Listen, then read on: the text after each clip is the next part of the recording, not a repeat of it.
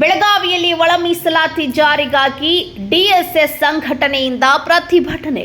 ಬೆಳಗಾವಿಯ ಚನ್ನಮಾರುತದಲ್ಲಿ ನಡೆದಂತಹ ಪ್ರತಿಭಟನೆ ಉದ್ಯೋಗ ನೇಮಕಾತಿಗಳಲ್ಲಿ ಒಳ ಮೀಸಲಾತಿ ಜಾರಿಗೆ ಆಗ್ರಹಿಸಿ ಪ್ರತಿಭಟನೆಯನ್ನ ನಡೆಸಲಾಯಿತು. ಚನ್ನಮಾರುತದ ಬಳಿ ಮಾನವ ಸರಪಳಿ ನಿರ್ಮಿಸಿ ಪ್ರತಿಭಟನೆಯನ್ನ ಕೈಗೊಳ್ಳಲಾಗಿದ್ದು, ಕರ್ನಾಟಕ ದಲಿತ ಸಂಘರ್ಷ ಸಮಿತಿ ರಾಜ್ಯಾಧ್ಯಕ್ಷ ರಮೇಶ್ ಹರಿಜನ್ ಅವರ ನೇತೃತ್ವದಲ್ಲಿ ಈ ಒಂದು ಪ್ರತಿಭಟನೆ ನಡೆದಿದೆ.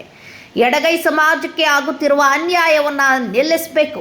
ಸಿದ್ದರಾಮಯ್ಯ ಸರ್ಕಾರ 6% ಮೀಸಲಾತಿ ನೀಡಲೇಬೇಕು.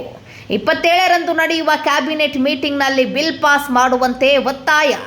ಒಳ ಮೀಸಲಾತಿ ಜಾರಿ ಮಾಡದೆ ಹೋದರೆ ಸಿದ್ದರಾಮಯ್ಯ ಅವರು ಸಿಎಂ ಸ್ಥಾನದಿಂದ ರಾಜೀನಾಮೆ ನೀಡಬೇಕು ಎನ್ನುವಂತಹ ಬೇಡಿಕೆಗಳನ್ನು ಮುಂದಿಟ್ಟ ಅವರು ಮುಂದಿನ ದಿನಗಳಲ್ಲಿ ಸಿದ್ದರಾಮಯ್ಯ ಅವರ ಮನೆಯ ಮುಂದೆ ಉಗ್ರ ಹೋರಾಟದ ಎಚ್ಚರಿಕೆಯನ್ನು ಕೂಡ ನೀಡಿದರು.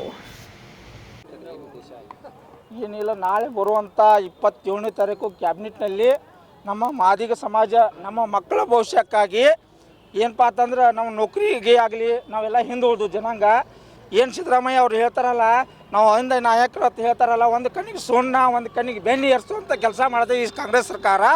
ಅದಕ್ಕಾಗಿ ನಾಳೆ ಬರುವಂಥ 27ನೇ ತಾರೀಕು ಕ್ಯಾಬಿನೆಟ್ದಾಗ ಏನಾರು ನಮ್ಮ ಮೀಸಲಾತಿ ಘೋಷಣೆ ಮಾಡಿದ್ರಕ್ಕ ಸಿದ್ದರಾಮಯ್ಯನವ್ರ ಕುರ್ಚಿ ಹೇಗಾಡ್ದು ಪಕ್ಕ. ಯಾಕಂದ್ರೆ ಇಡೀ ಮಾದಿ ಕರ್ನಾಟಕದಂತ ಹೋರಾಟ ಮಾಡಕತ್ತು ಅಂದ್ರೆ ಸಿದ್ದರಾಮಯ್ಯವರು ರಾಜೀನಾಮೆ ಕೊಡಬೇಕು. ಹಾಗೂ ನಮ್ಮ ಸಮಾಜ ಮುಖಂಡರು ಯಾರಪ್ಪ ಅಂದ್ರೆ ಮುನಿಯಪ್ಪ ಅವರು ಇವರೆಲ್ಲರೂ ರಾಜೀನಾಮೆ ಕೊಟ್ಟು ಕೆಳಗೆ ಬೀಳ್ಬೇಕು. ಯಾಕಂದ್ರೆ ಜಾತಿ ಸಲುವಾಗಿದೆ. ಯಾಕಂದ್ರೆ ನಾಳೆ ಇವತ್ತು ನಮ್ಮ ಮಕ್ಕಳಿಗೆ ಒಂದು ಭವಿಷ್ಯಕ್ಕಾಗಿ ನಾವು ಈ ಹೋರಾಟ ಇಲ್ಲ ಅಂದರೆ ಬರುವಂಥ ತೀರ್ಮಾನಗಳಲ್ಲಿ ಸಿದ್ದರಾಮಯ್ಯ ಮನೆ ಮುಂದೆ ಕೂತ ನಾವು ಇಡೀ ತಲೆ ಬೋಸ್ಕೊಂಡು ಅವ್ರ ಮನೆ ತಕ್ಕ ಮೆರಗಿ ಹೋಗ್ತಕ್ಕಂಥ ಕೆಲಸ ಬೆಂಗಳೂರಾಗ ಮಾಡ್ತಕ್ಕಂಥ ಮಾತಾಡ್ತೀನಿ. ಜೈ ಭೀಮ್, ಜೈ ಕರ್ನಾಟಕ. ರಮೇಶ್ ದಿನಗಳಲ್ಲಿ 12ನೇ ತಾರೀಕು ಬೆಂಗಳೂರು ಫ್ರೀಡಮ್ ಪಾರ್ಕ್ನಲ್ಲಿ ಎಡಗೈ ಸಮಾಜದ ಒಂದು ಬೃಹತ್ ಪ್ರತಿಭಟನೆ ಇತ್ತು, ಹಮ್ಮಿಕೊಂಡಿದ್ವಿ.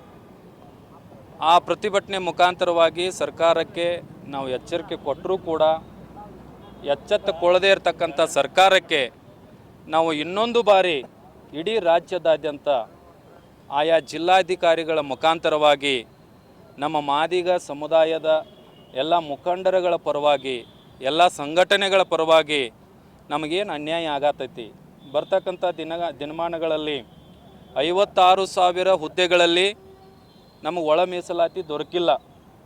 ನಮ್ಮ ಎಡಗೈ ಸಮುದಾಯಕ್ಕೆ ಒಳ ಮೀಸಲಾತಿ ದೊರಕಿಲ್ಲ. ನಿಮಗೆ ಮೀಸಲಾತಿ ಕೊಟ್ಟಿವಿ ಅಂತ ಹೇಳಿ ಏನು ಭರ್ತಿ ಮಾಡ್ಕೊಳ್ತಕ್ಕಂಥ ಪ್ರತಿಯೊಂದೊಂದು ಇಲಾಖೆಯ ಒಂದು ಉದ್ಯೋಗದಲ್ಲಿ ಅನ್ಯಾಯ ಆಗತೈತಿ. ಒಳ ಮೀಸಲಾತಿಯನ್ನು ಒಳಗೊಂಡು 56,000 ಹುದ್ದೆಗಳನ್ನು ತಾವು ಭರ್ತಿ ಮಾಡಿಕೊಳ್ಬೇಕು.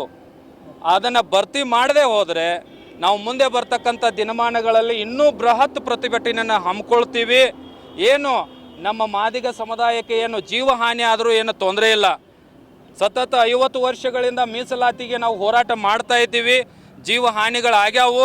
ಇನ್ನು ಮುಂದಾದರೂ ಕೂಡ ಆಗಲಿ, ನಾವು ಈ ಮೀಸಲಾತಿ ಸಿಗೋವರೆಗೆ ಬಿಡೋದಿಲ್ಲ ಅಂತಕ್ಕಂಥ ಮಾತನ್ನು ಹೇಳಿ ಈ ಘನವೆತ್ತ ಸರ್ಕಾರಕ್ಕೆ ನಾವು ಎಚ್ಚರಿಕೆಯನ್ನು ಈ ಮುಖಾಂತರ ನಾವು ಕೊಡ್ತಾ ಇದ್ದೀವಿ. ಮಾನ್ಯ ಸಿದ್ದರಾಮಯ್ಯ